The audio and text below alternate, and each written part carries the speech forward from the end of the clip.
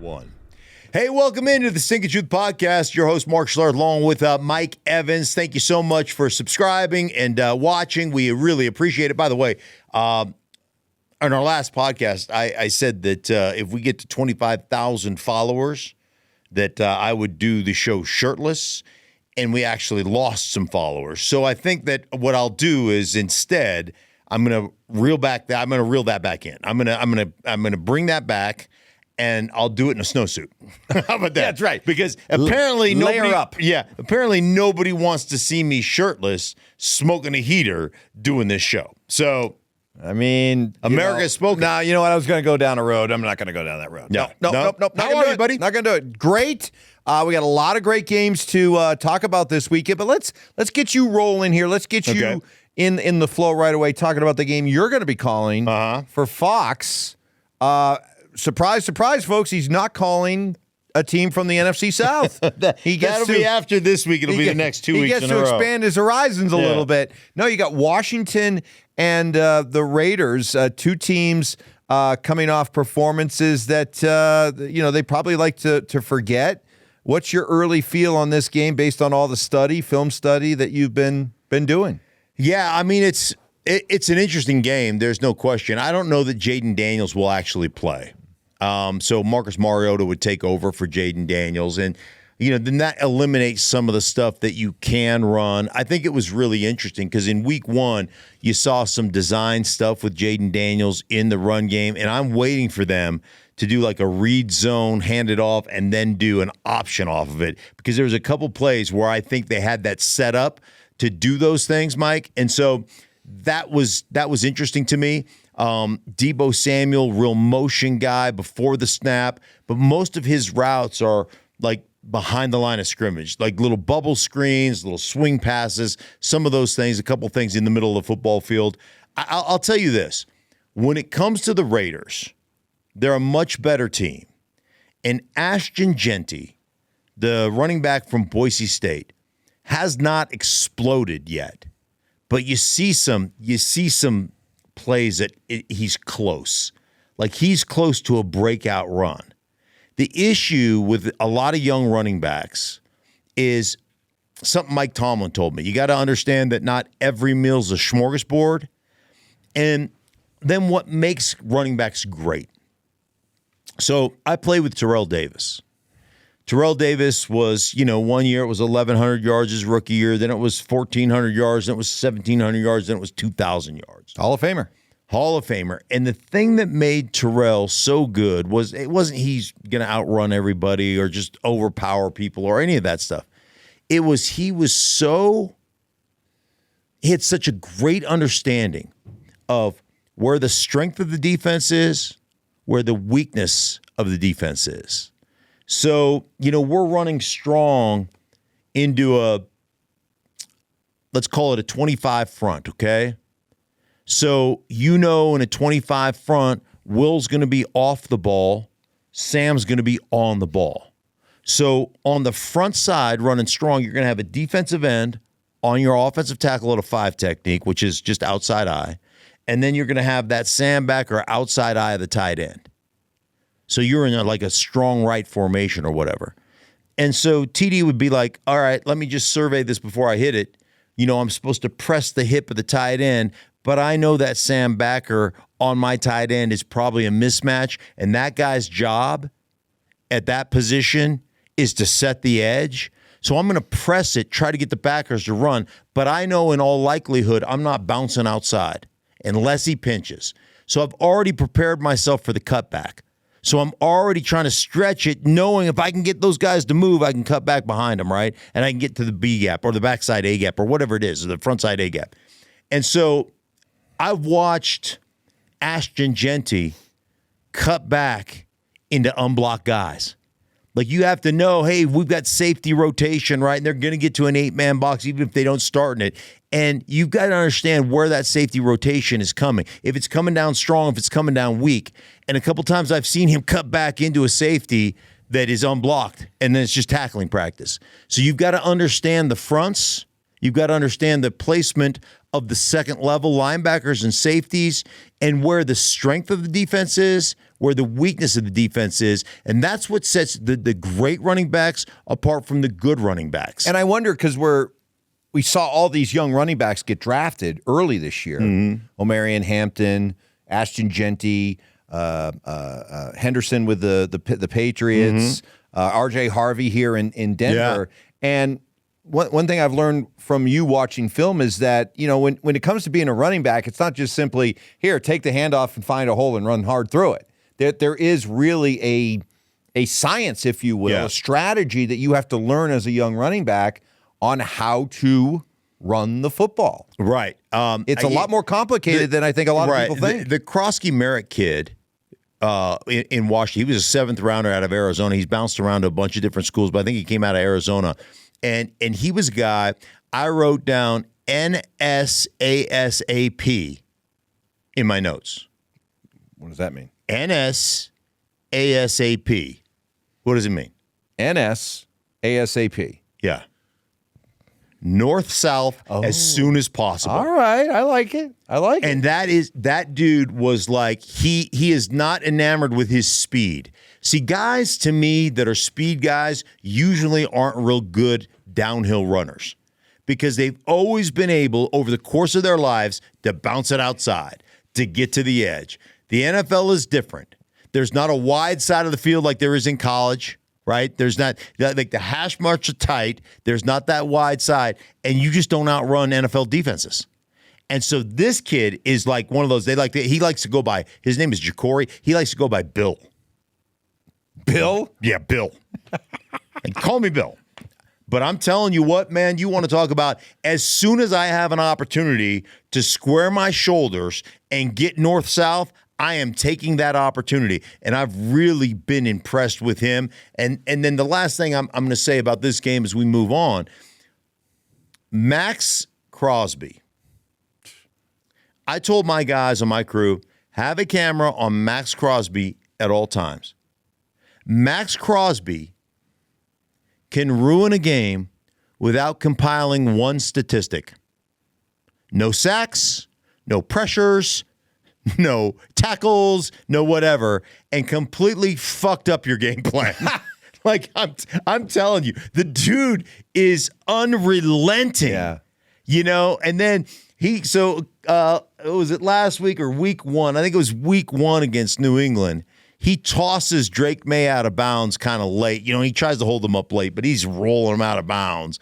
And all the Patriots are like, and he puts his hands up like, what, who, me? And then he looks over the sideline and goes, wee, wee, I like that. It just is, the guy is just so much fun to watch. And when you watch him play, it's more than just the effort. It's more than just his ability.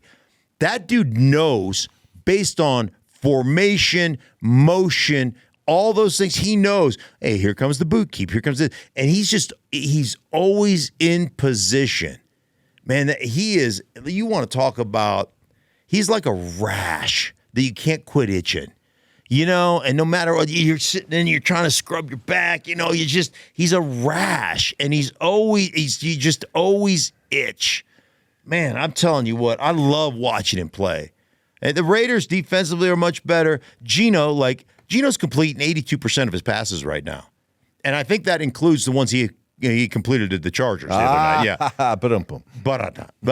But he's got to be way better. He was just off, and the Chargers will do that to you. They're that good. But I really like this matchup. I really do. Let's get to some other matchups. The Sunday night matchup suddenly has become fascinating with Kansas City going to the Giants. Kansas City 0-2, and I think we're all kind of wondering, is this the beginning of the end? The slippage of the Kansas City dynasty. And then you got the Giants. We've all been just kind of waiting for the eventual handoff to Jackson Dart, but Russell Wilson turned back the clock last week with his performance, which makes you kind of wonder. He's got some experience going up against the Chiefs from his brief time with the Broncos, but is this all of a sudden an intriguing matchup, more intriguing than you thought when it first came out?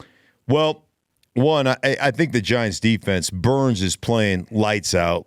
Sexy Dexter Lawrence is freaking a beast. Their rotation on the edge is absolutely amazing. Defensively, man, they have the ability to do some big things to you in the run game, big things to you from a pass rushing standpoint. So that'll be really interesting. And I would dare you, name one thing that Kansas City does well right now. Offensively, Patrick Mahomes is their leading rusher, right? By a big margin. Yeah, they don't do that. They're not blocking anybody very well. And I know they've had big changes up there, but the stalwarts, the guys that have been there, aren't blocking anybody very well. They're not throwing the ball well. They don't run the ball.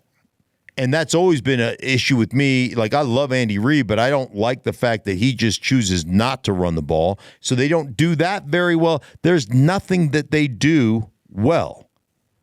And I will say this. Russell did turn back the clock, man. It was an impressive showing. But I pretty much can promise you that the Kansas City Chiefs aren't going to blow 14 coverages. And I guarantee you that Steve Spagnuolo is not letting everybody on the Giants roster get behind his corners and safeties. Dallas busted a bunch of coverages. Diggs did not look healthy. He's coming off the ACL. He did not look ready for prime time. They got behind him a dozen different times. And the one thing that Russell can do and he's always been able to do it, and he's been one of the best ever at it, is throw the deep ball. His ability to get that thing to turn over and just come down in a bucket. You want to talk about throwing into a milk carton? That's one thing that dude can do and do it exceptionally well. And I will say this, you busted coverage, the quarterback still has to see that you busted it.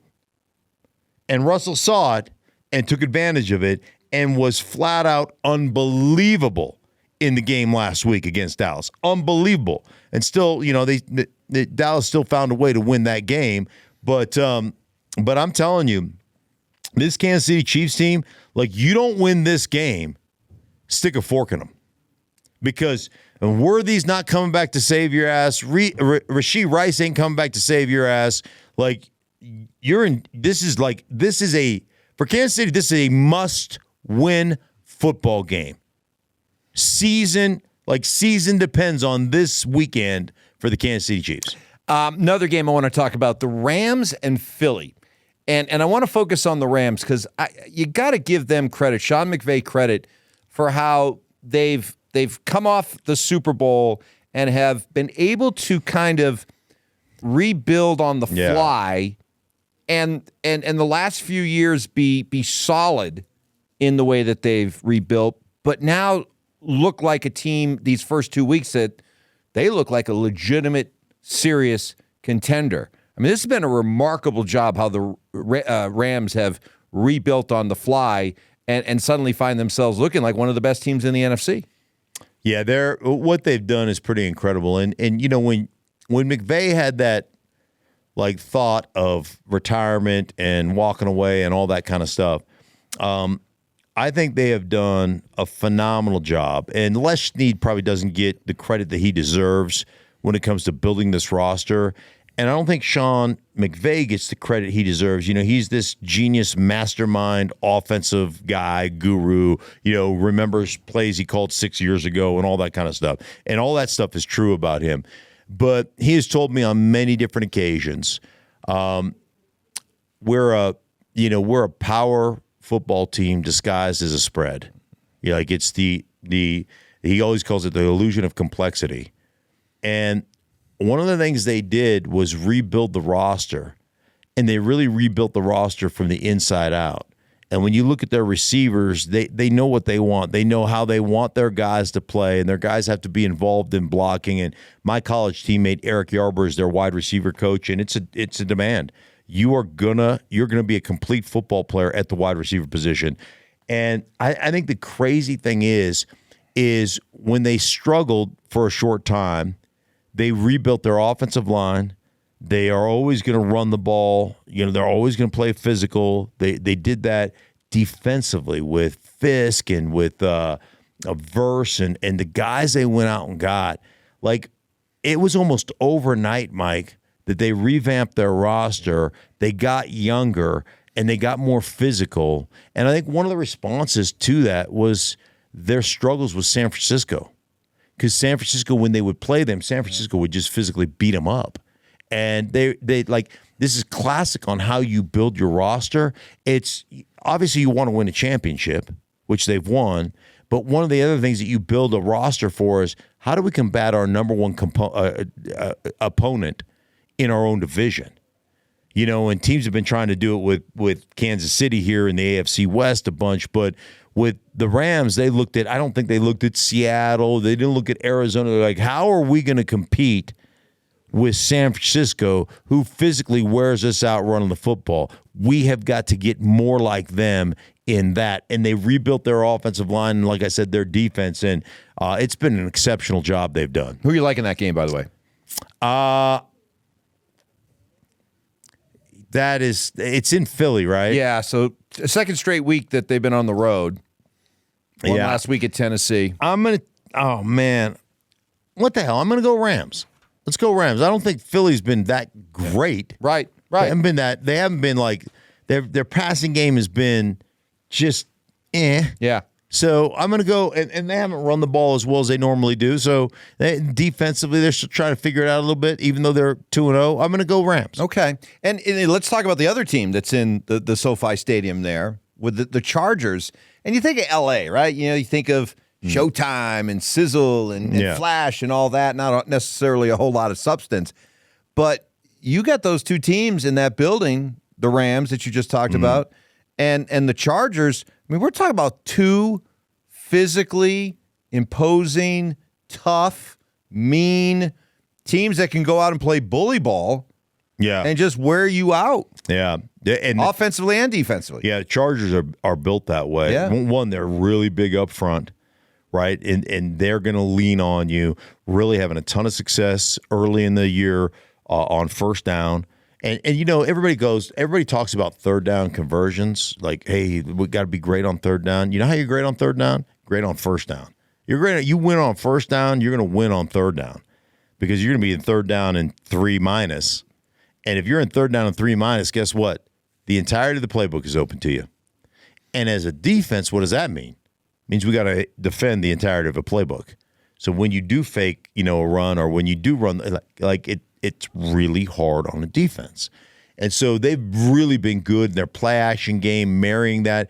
One thing about Jim Harbaugh is he's going to have a physical football team. One of the things he said is like football, you got to have a fullback. They got a 300-pound fullback, Matlock, that's just going to shorten people's necks. So he's really good there. And then defensively, man, they're going to play that Vic Fangio. We always talk about how Vic Fangio's kind of affected the NFL. They're going to play that shell defense. They play a lot of cover 4, a lot of cover 2, cover 6. So they're in that kind of shell, just saying you're not getting over our head. You're going to have to throw it underneath. And they do an exceptional job. Think about the Seattle Seahawks back in the day when they won a championship and they had the Legion of Boom. And they played, essentially, they lived in what we call cover 3 match. And that means when somebody releases in your zone underneath, you go from I'm playing zone to I'm matching him and I'm covering him. And they play the Chargers play that style, that match underneath coverage in their quarters coverage. So they're really good at it, right? And they really tackle well. They're a physical football team.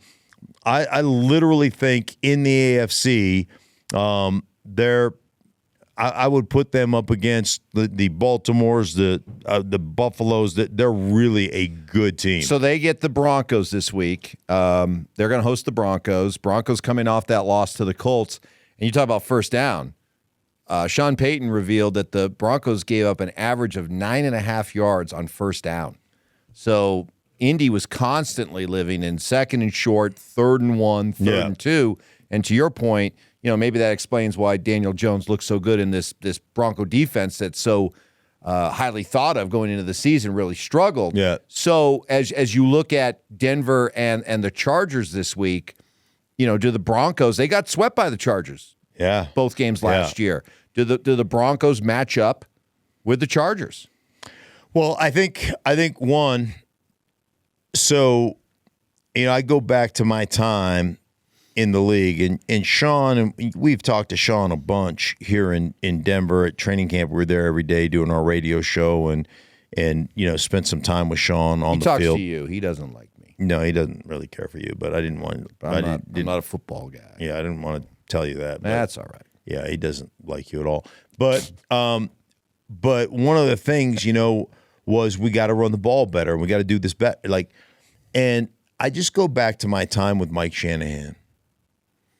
And if you're playing that shell quarters coverage, you're playing a too high safety look.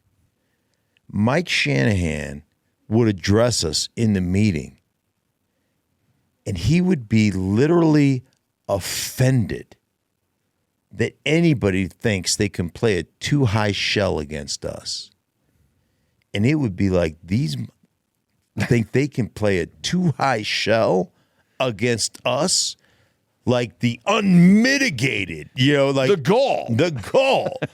And he would be like, we are going to run their ass out of that too high shell. We're going to make them get in a single high safety look, and then we're going to take them to Pound Town in the passing game. And it would be livid. Guys think they can play a too high shell. And for the Denver Broncos, can you run them out of that? Are you tough enough to run them out of that? Because what they're saying is we don't need to add an extra defender in the box. We're better than you. We're tougher than you. We're stronger than you. We're more physical than you. Are you going to take that? And we don't think that you're patient enough to try to do that. Like a lot of play callers, you point this out all the time. A lot of play callers, they just look for an excuse to give up on the run just so they can start throwing the football. Start throwing the football. And when you go up against a defense like that, is that they're telling you, we'll let you move the ball on us, but you're going to have to be patient and disciplined, and we don't think that you can stick with it. And by the way, the Broncos last week lost a game in Indianapolis where they were dominant on offense right up until the first drive of the third quarter, and then from that point forward, they shot themselves in the foot. 2nd down and 1, get stuffed in the backfield. Next play, throw a pick. Penalty here takes you out of a potential, drive. Whatever it is, and so drop pass. Whatever. So this will be a really interesting matchup because I picked the Chargers to win this division before the season started. This is going to be a real litmus test on who the Chargers are and who the Broncos want to be, and we'll see kind of who comes out on top of that. Gut feeling about this one? My gut feeling is the Chargers are a better team. Okay. All right. Dallas and Chicago. And, Dallas kind of showed signs of life, offensively especially, gives Cowboy fans some hope moving forward. Chicago, man, you continue to hear the talk about Caleb Williams. Is this guy quickly trending towards busthood? Yeah. I think that's still way too early, but it's getting late early around here for Caleb. Caleb's got to play a lot better. And, Caleb's been really good in the scripted plays when everything lines up the way you think it's going to line up. And Ben Johnson is he's a really smart offensive coordinator. So he's like, hey, we're going to get into this formation. They're going to give us this. This is what we're going to do. Here's how we're going to go through this, and we're going to run this play. And on schedule, on script, Caleb's been great. You can't run that you can't script the entire game. So once you get through, you say, hey, man, we're going to get this look. You get it. And then all of a sudden the defense has an opportunity to do what? To change, right? To say, hey, man, we got to quit giving them that look because they're taking advantage of the weakness of that look. And then all of a sudden, you know what's happened? After those original scripted plays, after those original scripted drives where he's played well, he goes back to playing the way he's always played, off script and inaccurate, off time. So when he's on script, Joel Klatt says this to us all the time, and I love it. The timing of the offense is kept in the quarterback's feet. And when he's on script, he's on target because the timing is right with his feet. When he's off script, the timing is off, and he's inaccurate, and it's ugly inaccurate, and so like he's going to have to learn to play within the context of the offense and how to be on time and on target throughout the entirety, and understand fall in love with the boring. The big plays only get you in trouble. Like the big plays scrambling around, it gets you in trouble. So they're going to have to be a much more, almost like a more balanced team, but he's going to have to be a much more disciplined quarterback. Did the Cowboys win in a way that inspires some confidence for you and them moving forward? Two things. One, I think defensively, like, Jerry Jones was talking about after the Michael Parsons trade, we got to defend the run better. They've defended the run better. I don't know that they're better at defending the run. They defend the run better because they can't cover anybody. So everybody's like, well, why would we run the ball? Like, why take a bus when we can take a plane? Like, right? Like, so they're just throwing it up. But here's the things, like Dak Prescott. I've always loved Dak Prescott. I think he's an old soul. I think he's unbelievable. He looks like he's in shape. He's moving well. And I'm telling you what, he throws the ball exceptionally well. And here's something that I'm really happy about. Javonte Williams looks like he's back to being Javonte Williams after a devastating knee injury. When he was a rookie, man, I thought he was going to be a star. Like, he would just run people. He would hunt up contact and punish people for trying to tackle him. Then he tears up his knee. The last 2 years in Denver, he just hasn't been able to break a tackle. He hasn't had that initial quickness. That initial burst didn't look like he could cut. Man, I was so excited for him last week because he really, against a good Giants defensive front seven, he really ran the ball well and looked like he was back, Mike. And so I'm really excited about that. So if they can continue to have that kind of balance and that kind of productivity on the offensive side of the ball, I think they'll get better. They'll get healthy. I think Diggs will get healthier. I think they'll be okay. All right.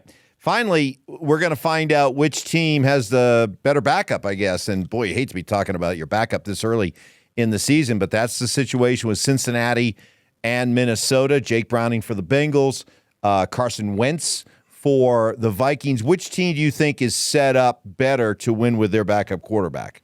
I think Cincinnati. I think Jake Browning is proven to be a really good and a really productive backup, and he seems to have a really great connection with T. Higgins and with Jamar Chase. And so the other thing he's got is motivation, because I don't know if you saw, but he came out and said, you know what, I'm going to make them kind of rue the day they let go of me. Because remember, he didn't get drafted; he got signed by Minnesota, was his original team, and he was there for several years, and then they cut him, and he's like, they're going to get their comeuppance. And so it'll be really interesting. But when he has played, man, he has played really well. And there was a lot of talk about when he, became a free agent. I think he re-signed in Cincinnati, but like teams were like, hey, maybe we can go get Jake Browning. So, and then Wentz got to Minnesota late, right? Didn't they sign him kind of late? Yeah. So I just think that Browning, motivation, I think the connection he has with that offense and knowing that offense so well, I think he's got the better shot of coming out on top. Can I give you a hot take? Yeah. Minnesota's a team that's built to win right now. They have a team that can compete for a Super Bowl. Correct. Except for at the quarterback position. And I'm not just talking about Carson Wentz. Look, you're not going to compete for a Super Bowl this year with J.J. McCarthy. It's just not going to happen, okay? Kirk Cousins is just rotting in Atlanta right now. Kirk never wanted to leave Minnesota. I think, and I'm not saying that Kirk's the end-all, be-all, but if you're the Vikings, if you want any shot of being able to go far this year, looking to bring back Kirk Cousins. You like that? I do like that. Do you like that? I do. Actually, I do like that. I wonder if Kirk probably still has a house in Minnesota. With that big fire pit. Remember that quarterback show? Yeah. Roasting marshmallows out there like Ned Flanders. Hidely ho, neighbor Rooney. Come on over for some marshmallows. Yeah. We're roasting. Probably still got a whole closet full of flannel, Right. Yeah. You got twigs, he carves his own roasting sticks out of pussy willow twigs, and he put a hot dog on there. I love it. I love it, man. They're not going to win 14 games, 13 games with J.J. McCarthy even when he comes healthy. You know that, right? That dude, like, so far, and I know these young, and like, I'm sure, great kid, and, you know, and he's probably going to have an incredible career. Yeah, this isn't me casting aspersions on his career. No. Just this year. In 7 quarters, he's been awful. He's had 1 good quarter of football. Right. So, yeah, I don't know what you would have to give up. Probably not much. Second rounder? Oh, I don't even think that much. No? With the money that Kirk's making, you're probably looking at you're taking on the salary. Just taking on the salary, maybe giving him a 4th rounder? Yeah. That's what he got drafted is in the 4th round. We'll give you a 4th rounder. Was 4th or 5th?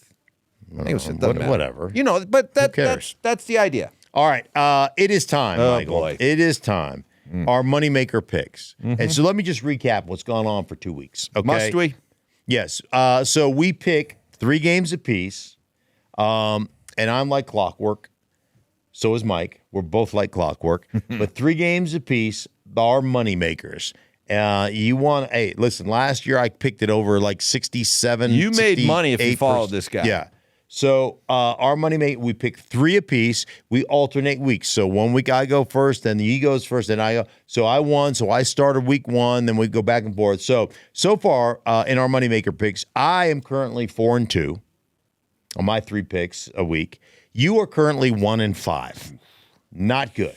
So I went first this week. You want me to go first here? Yes, go ahead. Okay. So here are my moneymaker picks. I took the Bengals +3, getting 3 against Minnesota.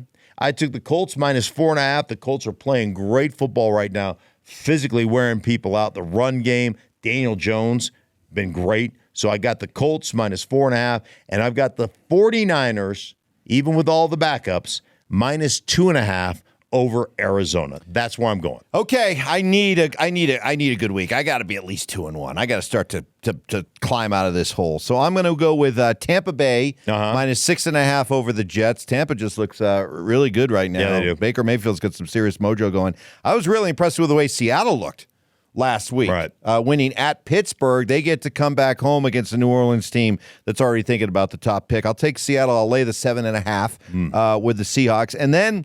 I'm probably going to rue the day on this one, but I still believe in Caleb Williams. I really do.